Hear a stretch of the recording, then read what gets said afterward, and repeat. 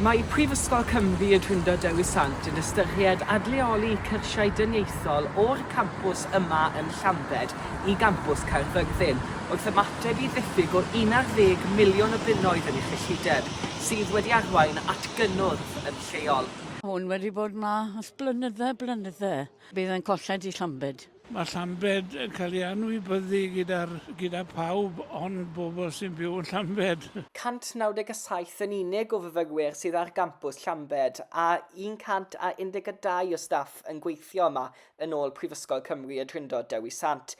A maen nhw'n sôn nad yw'n sefyllfa gynaliadwy ac felly bod rhaid iddynt weithredu. Y treni ydy, wrth gwrs dros y blynyddoedd, bod llawer o'r cyrsiau yma wedi cael ei symud i Gaerfyrddin, Cymraeg, Daearyddiaeth, bob math o rai ddweud y gwir. Mae rhaid gwrthod y cynlluniau yma nawr, a mae rhaid gofyn am gynllun amgen gan y Brifysgol sydd yn cynnig gweledigaeth, sydd wedi wireddu'r potensial yma, sydd wedi cael ei redeg lawr wrth gwrs yn ystod y blynyddoedd diwethaf, sydd wedi nochel am hynny. Wel, yn gyffredinol, mae'r myfyrwyr isradd eisiau aros yn Llanbed, a maen nhw'n barod i ymladd hwnna. Wel, mae'n werthus. Mae'r lle yma yn lle hyfryd, mae'n lle arbennig, mae'r campws yn stunning, mae dre'n gyfeillgar a chroesawgar. Mae yna brotestwyr wedi dod o bell ac agos heddiw yn fyfyrwyr presennol a thrigolion lleol mwyn cefnogi Cymdeithas Llanbed a galw ar Brifysgol Cymru y Drindod Dewi Sant i ailystyried.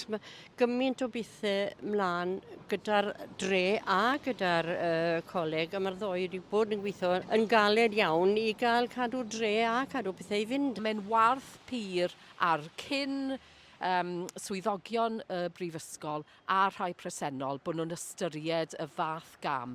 Mae campws Llanbed yn costio tua 2.7 miliwn o bunnoedd yn flynyddol i'w gynnal, ac mae Prifysgol Cymru y Drindod Dewi Sant yn amcangyfrif fod costau cynnal a chadw a chostau cydymffurfio y campws yn 33.5 miliwn o bunnoedd. Mae'r sefyllfa ariannol i'r Prifysgol, mae pobl yn deall bod hi'n anghanoliadwy, ond dwi'n meddwl lle mae'r anghytuneb yw ble i fynd o'r pwynt yna, lle dwi'n teimlo bod y Prifysgol yn cymryd camau amddiffynol bron, ond bod lot o hyder yn yr ardal ac o bobl sydd wedi astudio fan hyn i gallu ffeindio ateb gwell. Mi ddaeth yn rhywfaint o sioc bod sefyllfa ariannol y Brifysgol mor fregus a beth mae nawr yn cael ei adrodd. O ystyried y hanes ddiweddar i ni'n edrych nôl rhyw flwyddyn neu ddwy nôl at dathliadau rai canmlwyddiant enghraifft yn Llanbed, amser hwyliog iawn, amser hapus. Bu dros 100 o brotestwyr yn protestio yn erbyn adleoli cyrsiau o Brifysgol Llanbed. Dyma coleg hynna Cymru, felly dwi yn siomedig iawn. Oedd hwn yn experience dda iawn dros ben i fi, a fi moyn i bobl yn y dyfodol gael wneud yr un beth. Mae bwysig nawr i ni, mwy ac erioed, bod ni yn gweithredu fel ffocws i ymladd dros y cynlluniau. Da ni wedi cael addewid bydd cyrsiau ôl-raddedig yn parhau. Yn anffodus iawn, mae'r Llywodraeth ar hyn o bryd yn ceisio golchi dwylo o'r sefyllfa wedi dweud yn glir ar lythyr i fi yn ddiweddar iawn yn dweud i bod nhw'n meddwl taw cyfrifoldeb y Brifysgol yw penderfynu ar hyn a nid i lle nhw yw i ymyrryd. Ar adran machnata y Brifysgol ddim wedi wneud ei gwaith. Dyn nhw wedi gwerthu Llanbed o gwbl. Mae Llanbed yn unigryw, mae'n bach mwy tawel.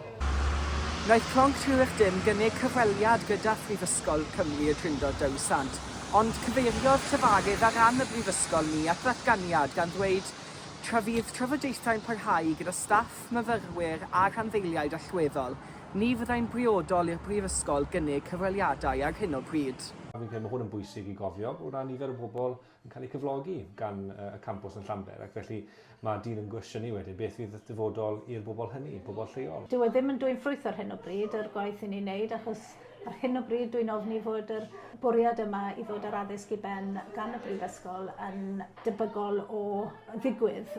Mae disgwyl i drafodaethau barhau fewn i 2025, ac ym mis Ionawr mae disgwyl penderfyniad am dynged Prifysgol hynaf Cymru.